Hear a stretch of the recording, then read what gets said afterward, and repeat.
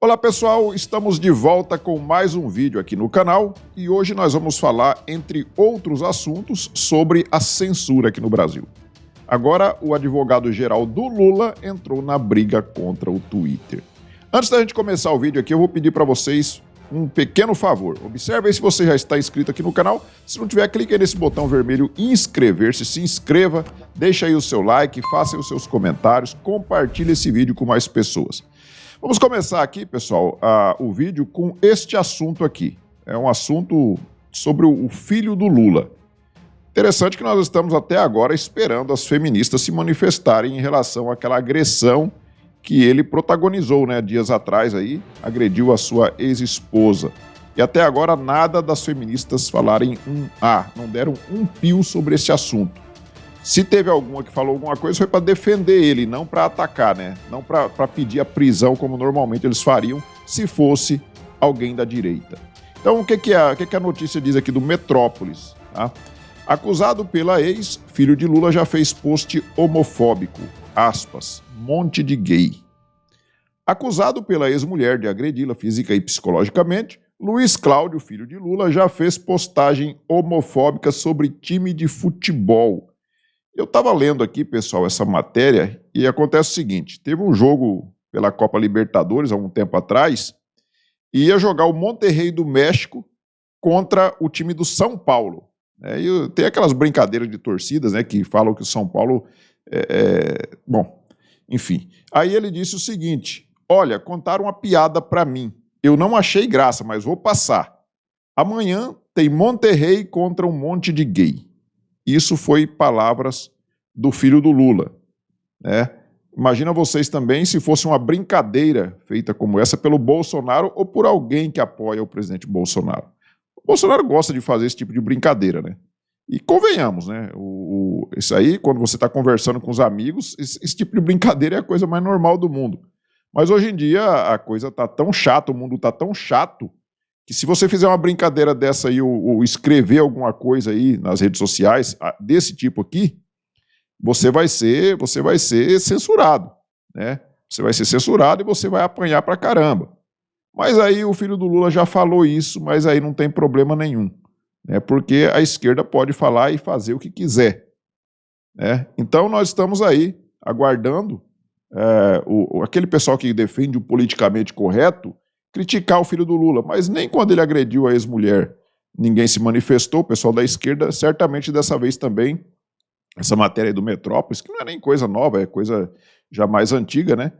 Esse preconceito dele aí, que eu acho que é apenas uma brincadeira, e deveria ser assim, mas infelizmente não é, o mundo está chatíssimo hoje em dia. A outra notícia é essa daqui, né? Moraes atende a Procuradoria-Geral da República e manda a Polícia Federal aprofundar a investigação sobre cartão de vacina de Bolsonaro. Eles ainda estão investigando o cartão de vacina do Bolsonaro. Isso aqui é mais uma prova, esse tipo de investigação aqui é mais uma prova. Aliás, esse tipo de investigação e aquela uma da baleia ainda, né? São mais provas de que Bolsonaro não é corrupto. Porque se Bolsonaro fosse corrupto, como é o caso do cara que está na cadeira de presidente agora, não precisaria ficar procurando cartão de vacina, baleia, esse tipo de coisa, acusando de tentativa de golpe. Bastava pegar ali os casos de corrupção, que tivessem ali casos concretos de corrupção, e mandar para frente e mandar prender o cara que eles tanto querem botar na cadeia e não conseguem porque não conseguem descobrir um crime contra Jair Bolsonaro. Então, estão aí ressuscitando todos aqueles crimes. Ai, cartão de vacina, ai, não sei o quê. É um monte de coisinha de balela, coisas ridículas que ficam inventando para tentar estar o tempo todo ali falando que o Bolsonaro está sendo investigado por isso ou por aquilo, né? Já deixaram ele inelegível por conta de besteira também, de reunião com embaixadores, não foi nenhum crime de corrupção, nada disso. Enquanto nós vemos aí o Sérgio Cabral já cogitando a possibilidade de ser candidato em 2026, o Zé Dirceu também na mesma linha, já cogitando a possibilidade de sair candidato, e com certeza vão conseguir, tá? Com certeza vão conseguir. Enquanto isso, o presidente Bolsonaro, que nunca foi condenado por corrupção, nunca foi descoberto nenhum ato de corrupção dele, está inelegível, né? A outra notícia aqui, essa aqui, né, hoje viralizou esse assunto aqui, a tal do cachorro Joca que morreu, estava sendo transportado pela Gol e parece que foi para o destino errado e o cachorro acabou morrendo. E aí veio aqui a Janja tentando tirar proveito político em cima disso daqui, tá? Janja diz o seguinte: o caso do cachorro Joca, que faleceu ontem em um voo da Gol, deixou todos nós abalados. Isso aqui abalou demais a Janja, tá? O ministro de Portos e Aeroportos, Silvio Filho, e sua equipe, através da Agência Nacional de Aviação Civil, ANAC, prontamente instaurou o processo administrativo para apurar os motivos que levaram à morte de Joca e solicitou informações sobre as condições de transporte do animal, o seu envio para a localidade errada e as condições para a prestação desse tipo de serviço. Vamos fiscalizar as companhias e os procedimentos utilizados para garantir que nossos bichinhos viajem em condições dignas e seguras. Nossa solidariedade ao João, o tutor do Joca. E aí está aqui a Janja conversando aqui com o ministro de Portos e Aeroportos. Você vê que o cara está até constrangido ali, porque a Janja sentiu demais a morte do cachorro. Mas vocês se lembram, o ano passado, setembro de 2023, quando lá no Rio Grande do Sul despencou aquele temporal, teve alagamento, teve deslizamento e várias pessoas estavam ali mortas, mais de 40 pessoas morreram na época, se não me engano, no dia 8, dia 9 de setembro de 2023. Nesse dia, o Lula e a Janja, ao invés de ficarem aqui no Brasil para cuidar das pessoas que estavam passando por aquele perrengue lá, e muita gente perdendo suas vidas, o que eles fizeram? Eles foram viajar, foram passear na Índia. Porque essas viagens do Lula é apenas para passear, levar a Janja para conhecer os lugares aí mundo afora. E aí ela estava lá na Índia, e o que ela fez? Ela estava muito sentida com a morte das pessoas? Não, ela estava aqui, ó.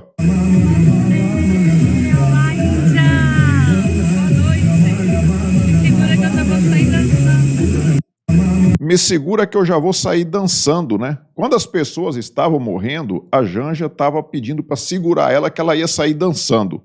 Mas aí agora que morreu um cachorro dentro de um avião, ela está muito preocupada, está sentindo muito, está de luto, né? E até está envolvendo até o ministro de Portos e Aeroportos desse assunto aí. Então a Janja é esse tipo de gente aí, que sente a morte de um cachorro, porque ela está tirando proveito político, para dizer que ela se preocupa com os animais. Eu vou dizer uma coisa para vocês, eu tenho 4 cachorros aqui em casa e 3 gatos. Era 4, um faleceu, estou com 3 agora. Gosto demais dos meus bichinhos, amo meus bichinhos. Gasto um dinheirão com eles, com ração, com veterinário, etc. Agora, convenhamos, se tiver pessoas morrendo e animais morrendo, eu vou sentir muito mais pela morte das pessoas. Isso não é o caso do casal Lulo, né? A Janja, no caso, ela gosta mais de esbanjar e passear, né, do que sentir pela morte de pessoas. Outra notícia aqui, né? Comitiva brasileira liderada por Elisiane Gama vai discutir ataques à democracia nos Estados Unidos. Vocês se lembram que dias atrás os deputados da direita foram nos Estados Unidos, foram lá no parlamento americano, e o pessoal da esquerda ficou tirando sarro, que eles não foram recebidos lá, porque teve um parlamentar da esquerda lá do Partido Democrata que não deixou acontecer a audiência que ia ter lá no Capitólio, e aí eles deram uma coletiva do lado de fora lá do Capitólio, e aí o pessoal da esquerda ficou todo tirando sarro e criticando o pessoal que estava aí nos Estados Unidos, porque estava ferindo a soberania nacional, estava envolvendo outros países. Mas aí agora a esquerda está indo para os Estados Unidos, para o mesmo país, para conversar com os parlamentares lá. Aí agora pode. Isso aí é a interferência internacional do bem, a interferência internacional do amor, né? Na mesma linha, né, o Lula, ele fala o seguinte aqui, ó, na Globo News. Ó. Lula disse nessa terça, dia 23, que quer um encontro entre presidentes democratas para montar uma estratégia internacional contra a extrema-direita. Presidente democratas contra a extrema-direita. A extrema-direita, no caso, somos nós. É Bolsonaro, é o Milei, todo mundo que é de direita, para ele é extrema-direita. E aí ele quer, então, uma reunião de presidentes democratas, porque a direita nunca é democrata, né? Os Estados Unidos, que eram o espelho da democracia, da coisa em ordem, do respeito às instituições, está do jeito que está. Então, eu acho que nós estamos vivendo um novo período. Os setores de esquerda, os setores progressistas, os setores democráticos têm que se organizar, têm que se preparar, afirmou o ex-presidiário. Ele se julga a própria democracia. Se você pensa diferente dele, você já é um antidemocrático, você já é um fascista. Você já é da extrema-direita.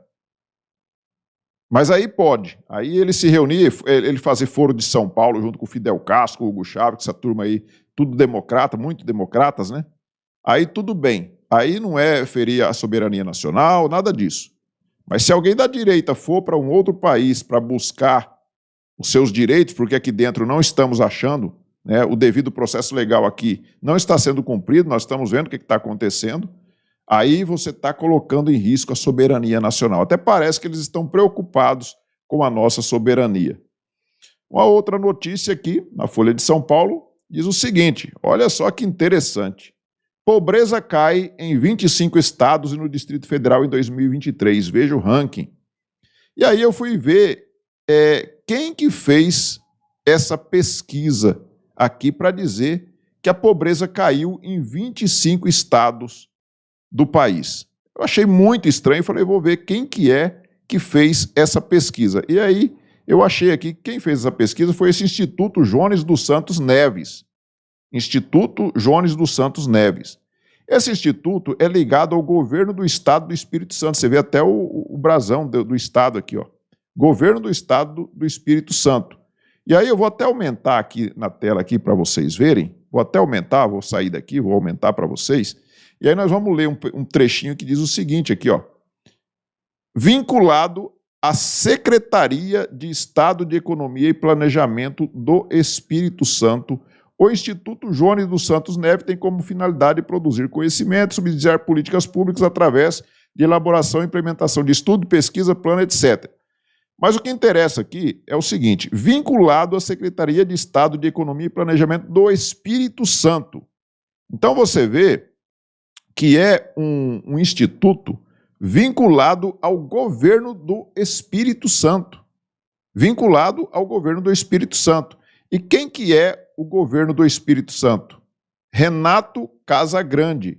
Renato Casagrande é de que partido mesmo? Do Partido Socialista Brasileiro, o PSB. PSB, que é um partido também de extrema esquerda, ligado ao desgoverno que está no poder. Então, para vocês verem como é que é, se tivesse um instituto de direita ligado ao PL e fizesse uma pesquisa, vocês acham mesmo que a imprensa ia divulgar isso? Ia levar a sério? É lógico que não. É lógico que não levariam a sério. Se divulgasse, ia divulgar em tom de crítica, falando que seria um absurdo o PL ter um instituto de pesquisa e ficar fazendo pesquisa para elogiar o governo, se fosse no caso do Bolsonaro. Mas a esquerda não, a esquerda eles criam esses institutos, essas coisas, esses fact-checking, esses institutos de checagem de fatos, e aí eles levam a sério isso daí. A imprensa divulga como se fosse uma coisa séria e tudo mais. Então a esquerda, eles podem fazer de tudo. Tanto eles podem fazer de tudo que agora o Bessias está metendo a cara aí para lutar também contra o Twitter, contra o Elon Musk. O ministro-chefe da Advocacia Geral da União, o Jorge Messias, que é conhecido por Bessias, né, pela Dilma, né, indicou ao ministro Alexandre de Moraes que o órgão estuda pedir à Justiça a suspensão das atividades da rede social X, o antigo Twitter, ou até mesmo a dissolução da empresa no Brasil, caso se comprove que ela prejudicou investigações que tramitam no STF e no TSE. Aí está aqui a carinha do Bessias, a carinha do Bessias. Então, você vê que a sanha ditatorial dessa turma, todos eles são ditadores, eles têm a ditadura entranhada no seu DNA. O cara está querendo, vai pedir à justiça o banimento do Twitter aqui do país. Imagina vocês a consequência que geraria isso. Uma rede como o Twitter ser banida aqui do país. Eu duvido que isso vai acontecer? Eu não duvido. Nós estamos numa ditadura. Tem países aí, como a China, por exemplo, e algumas outras ditaduras por aí, que o Twitter não, já saiu de lá. Já foi embora de lá, porque não tem condição de ficar. E aqui no Brasil, parece que é o próximo. É o próximo ao Twitter sair daqui. E aí nós temos que lembrar, né? Nós temos que lembrar quem que é o nosso Bessias. Né? Nós temos que lembrar quem que é o Bessias. Alô? Alô? Lula, deixa eu te falar uma coisa. É o seguinte, eu tô mandando o Bessias junto com o papel pra gente ter ele e só usa em caso de necessidade, que é o termo de posse. Tá? Ah, tá bom. Só isso, você espera aí que tá indo aí. Tá bom. Então ela falou que estava mandando o Bessias junto com o papel. Não era o papel junto com o Bessias, não. Era o Bessias junto com o papel. A Dilma falou que era para o Lula usar só em caso de necessidade, que era o termo de posse. Ela ia dar posse a ele como ministro da Casa Civil para ele não ser preso. Naquela época que ele estava para ser preso lá por corrupção, porque roubou o país inteiro. Esse é o Bessias. Era um menininho, o office boy. Era o office boy da Dilma. E agora virou AGU, advogado-geral da União do Lula, e está querendo o banimento do Twitter aqui no Brasil. Para vocês verem como é que é. Até o office boy da Dilma é um ditador. Até o office boy da Dilma. E aí o Michael Shellenberger, que é o jornalista que denunciou esse esquema aí, né, do Twitter's Files, os e-mails, né? Então, o Michael Shellenberger postou aqui no X, né, no Twitter, o seguinte: o Procurador-Geral do Brasil acaba de me acusar de um provável crime por publicar Twitter Files Brasil. É uma mentira monstruosa. Presidente Lula está me perseguindo porque expus a censura ilegal do governo. Vou lutar e vencer. Interessante que essa mesma turma que está perseguindo agora o Michael Shellenberger, que é um jornalista americano, quando o Glenn Greenwald, que morava aqui no Brasil, né, e era casado com aquele deputado que acabou falecendo, depois esqueço até o nome dele, ele fez o vaza-jato, que ele vazou aqueles e-mails lá do Moro, com o Dallagnol e a equipe lá da Força Tarefa da Lava Jato, e aí o Fachin usou aquilo ali para anular, né, anular tudo ali, os processos da Lava Jato.